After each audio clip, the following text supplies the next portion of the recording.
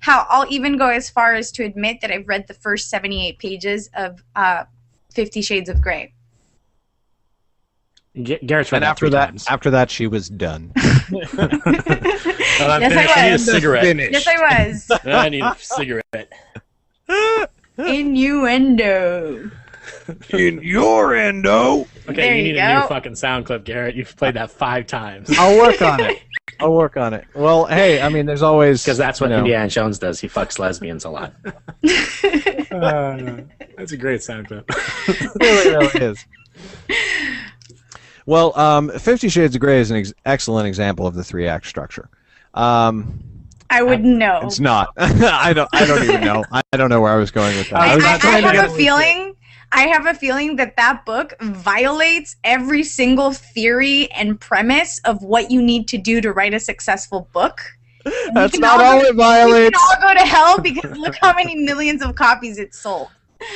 Right, and that's the thing. I mean, okay. It takes a big fat dump on any sort of 3-act theory you have or anything. No, it just happens to be successful. No, that's true, but here's how 50 Shades of Grey relates to the 3-act structure.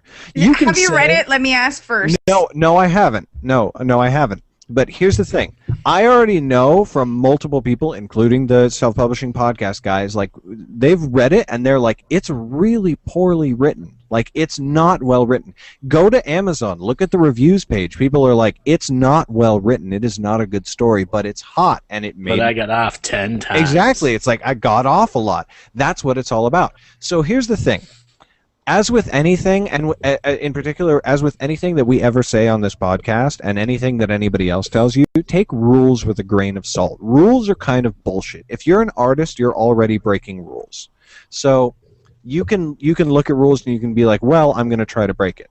But it's more successful to understand why the rule exists and then make a conscious choice about breaking it. Because if you try and just fly off into the wild blue yonder and do something that's totally contrary to all the rules, you're trying to reinvent the wheel. And you might write a 50 Shades of Grey. You might.